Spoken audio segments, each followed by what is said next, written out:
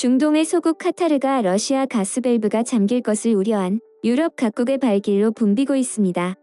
월스트리트 저널은 독일, 프랑스, 벨기에, 이탈리아가 카타르와 액화 천연가스, LNG 장기 공급 계약을 맺기 위해 논의 중이라고 보도했습니다.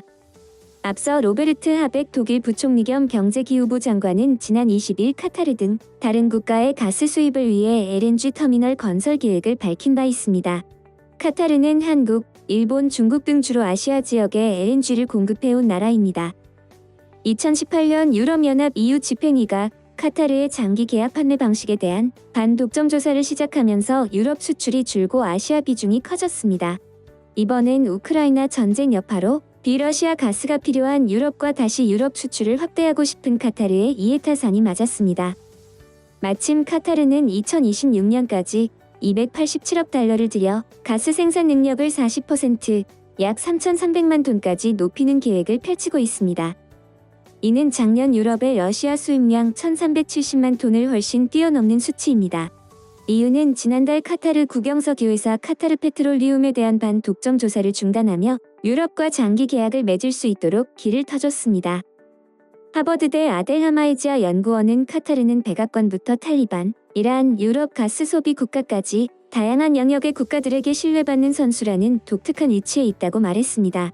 실제 카타르는 서방 제재를 받는 러시아의 국영석 회사 로즈네프트, 국책은행 VTB방크의 주요 주주이기도 합니다. 다만 장기 계약 협상은 수개월이 걸리고 단기적으로 카타르의 유럽 수출 물량도 전체 생산량의 10에서 15%에 그칩니다. 게다가 유럽으로 선적을 돌리려면 기존 고객인 한국과 일본의 동의를 구해야 합니다. 이런 점에 미뤄 당장 카타르가 유럽 에너지 시장의 게임 체인저가 되기는 어려울 전망입니다. 아직은 실제 카타르와 계약을 맺은 유럽 국가도 없습니다. 월드스트리트 저널의 카타르는 수년간 유럽 국가와 장기 계약을 늘리고자 계획해왔다고 전한 카타르안 관료는 우리는 몇 년 안에 생산 능력을 더 갖추게 되므로 지금 장기 계약 협상은 유럽이 다시 에너지 빈곤을 겪지 않도록 도울 것이라고 자신했습니다. 이에 대해 정치 전문가들은 러시아밖에 없던 유럽에 한국이 카타르는 중요한 대안을 제시한 것이라며 한국은 애초에 카타르 의존도가 높았다. 서방 국가에선 대안으로 생각지도 못한 국가여서 전문가들은 한국이 중요한 대안을 제시했다고 평가 중이라고 전했습니다. 다음은 해당 소식을 접한 국내 네티즌들의 반응입니다. 러시아 의존도가 문제이긴 하지만 러시아가 정상적인 상식을 가지고 있다면 EU와 공생관계를 유지할 수 있어요. 문제는 푸틴과 실로비키들이죠. 장기적으로 봤을 때 러시아 제재를 통해서 러시아에 압박을 주고 이를 통해 푸틴의 실각과 실로비키의 해체를 이끌어올 수 있다면 더 이익이 될 수도 있다고 봅니다. 그러니까 지금 전 세계적으로 친환경 에너지로 방향 전환을 하고 있는 게 단순히 환경 문제가 아니라는 거. 친환경 에너지 전환은 패권전쟁 즉 에너지 헤게머니라는 거다. 에너지는 전쟁을 불러올 만큼 국가들에 있어야 중요한 문제이고 더 이상 아랍 산유국이나 러시아 천연가스에 의존하지 않는 시스템을 만들고 친환경 기술 장벽을 쳐서 경제 우위에 서겠다는 뜻.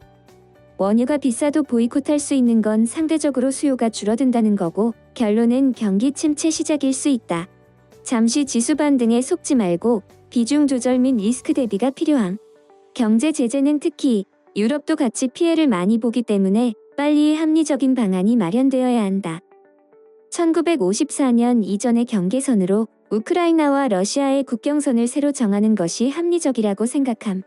즉, 우크라이나는 러시아로부터 받은 크림 반도와 동부 지역을 다시 러시아에게 돌려주고 우크라이나가 하고 싶은 대로 하면 됨. 기름값 좀 오르는 게 낫지. 러시아는 저러다가 점점 동유럽 먹어가면 유럽 군수 비용 감당이 더 힘들걸? 어차피 벌어진 일 지금 감수하는 게 최소 비용일 듯. 러시아는 비교도 못할 만큼 큰 타격 입고 있음. 발악하는 거임. 그나마 날이 많이 풀려 가스 사용량이 줄어들 시기인 게 다행. 이미 나 같은 일반인도 예측한 사실.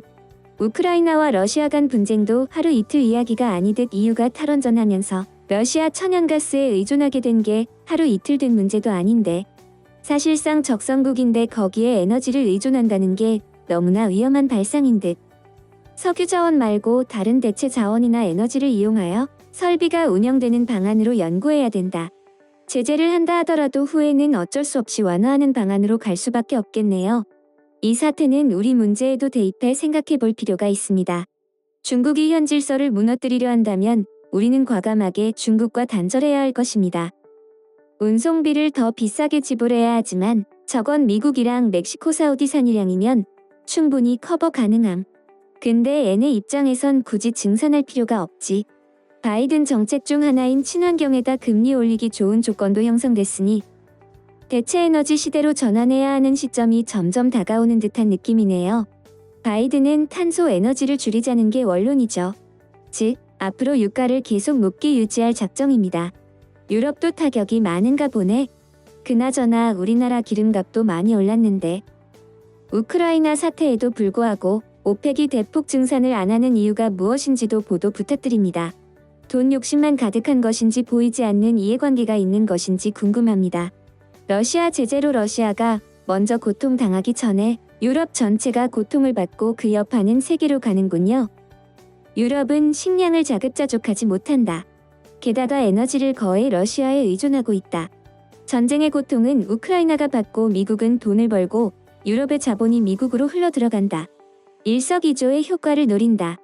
무기를 팔고 유럽의 힘을 줄이고 미국은 유럽이 약화될 것을 바란다. 대중교통 타고 다니고 밤에는 전기 쓰지 말고 정말 필요한 곳만 써도 우크라이나 국민들보다 몇 배 행복한 삶이라고 생각합니다.